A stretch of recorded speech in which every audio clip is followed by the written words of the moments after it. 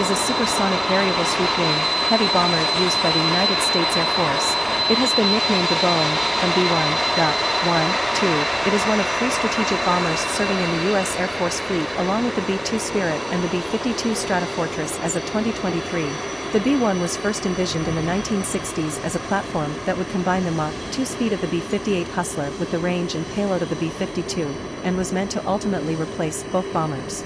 After a long series of studies, Rockwell International, now part of Boeing, won the design contest for what emerged as the B-1A. This version had a top speed of Mach 2.2 at high altitude and the ability to fly for long distances at Mach 0.85 at very low altitudes. The combination of the high cost of the aircraft, the introduction of the AGM-86 cruise missile that flew the same basic speed and distance, and early work on the B-2 stealth bomber reduced the need for the B-1. The program was cancelled in 1977, after the B-1A prototypes had been built. The program was restarted in 1981, largely as a countermeasure due to delays in the B-2 stealth bomber program. The B-1A design was altered, reducing top speed to Mach 1.25 at high altitude, increasing low-altitude speed to Mach 0.96, extensively improving electronic components, and upgrading the airframe to carry more fuel and weapons.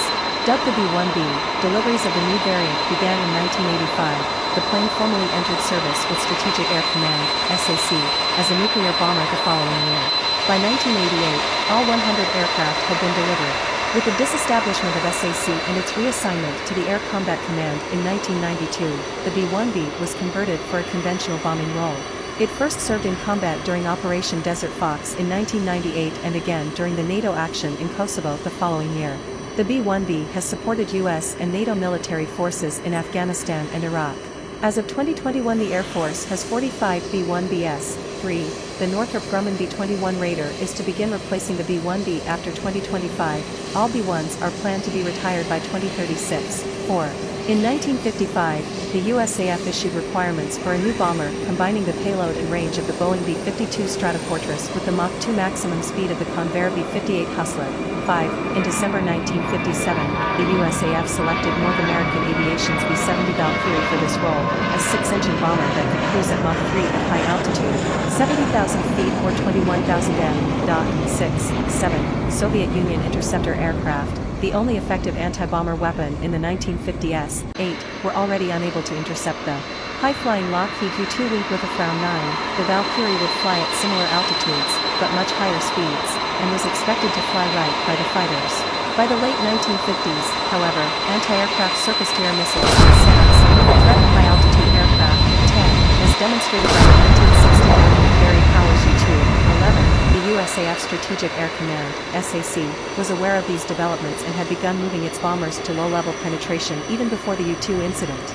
This tactic greatly reduces radar detection distances through the use of terrain masking, using features of the terrain like hills and valleys. The line of sight from the radar to the bomber can be broken, rendering the radar, and human observers, incapable of seeing it.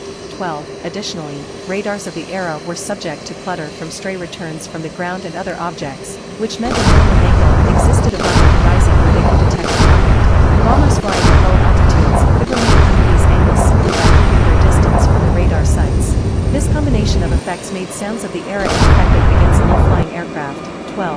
13. The same effects also meant that low-flying aircraft were difficult to detect by higher-flying interceptors, since their radar systems could not readily pick out aircraft against the clutter from ground deflections, lack of look-down/shoot-down capability. The switch from high-altitude to low-altitude flight profiles severely affected the B-70, the design of which was tuned for high-altitude performance.